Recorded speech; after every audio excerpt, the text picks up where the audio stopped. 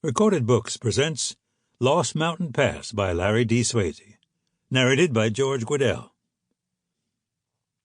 Chapter 1. Kosoma, Indian Territory, May 1888. 3 pair of boots burst through the gallows, toes aimed straight to the ground. The simultaneous snap of necks echoed on the wind like someone had stepped on a thick collection of brittle tree branches. In a quick last breath and the final blink of the eye, 3 Darby brothers swung from the gallows, 2 of them wet from the waist down, one staring sideways in a state of shock, like he never thought he was going to die. Embarrassment and pride belonged to another world. This one was cold and harsh, awash in black and white judgment, law and order, and relief from the violence of angry men, if only for a moment. Nothing moved beyond the lifeless bodies, not even a crow. 2 of the shiny black birds stood atop the pitch of a nearby roof, staring down at the crowd, hankering for something to steal. A few clouds lingered overhead, white, puffy, pausing to see if the truth of the human drama would finally be revealed. A baby started to cry in the distance.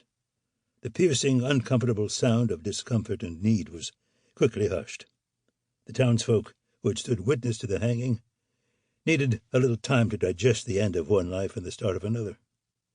Madness and rage had been silenced. Peace and prosperity were at hand in Kosoma, if only for a moment.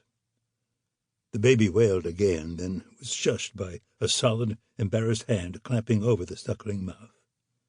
New life could never be silenced for long, even in the shade of death, deserved or otherwise. Murmurs started to grow in unison like an amen at the end of a long prayer. The entire town stood still, too nervous to leave. Eyes shaded, directed toward the 3 dead Darby men, making sure that twitching and struggling was finally done and over with, before they felt free to move, to breathe, to say a silent thank you to the judge who had passed the execution order on the deserving gang of 3.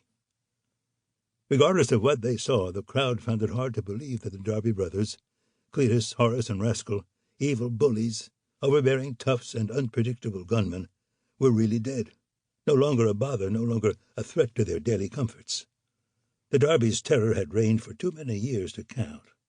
No one in Kosoma ever thought this day would truly come. "Looks like my job here is done, Trusty," Eastern District of Arkansas Judge Gordon Hadesworth said. The judge held jurisdiction in Indian Territory, along with Isaac Parker in the Western District. Hadesworth was a stately-looking gentleman with a well-trimmed goatee, bleached white by age, and wore a fancy dark blue suit that, like all of his suits, had been shipped to him directly from New York City by the tailors of his favor, Brooks Brothers. A lifetime spent poring over law books had left the elderly man stiff, arthritic, and hunched over.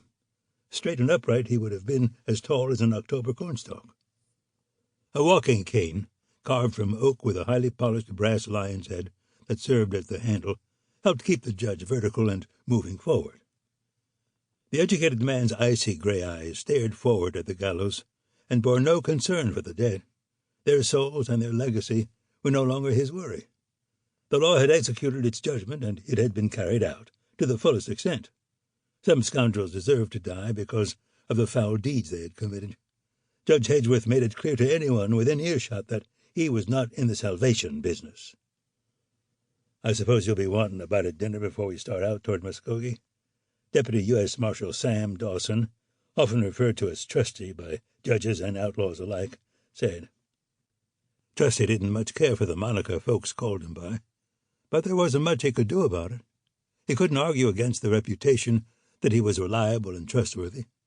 Those were born traits, along with good eyesight when it came to pulling a trigger, and had got him out of more jams and scrapes than he cared to admit. Besides, he'd been called worse things than Trusty by men far more powerful than Judge Hadesworth. There were worse things that he'd had to force himself to live with. Trusty stood stiff next to the judge, a good 3 inches taller and straighter in physical form than the jurist. The extra height gave Trusty the advantage of wide sight, allowing him to survey a crowd for any apparent or rising threat. The Darbys had their fair share of supporters in Kosoma. A gang like them had deep roots in the town and in Indian Territory, even though the majority of townsfolk looked to be relieved Sample complete. Ready to continue?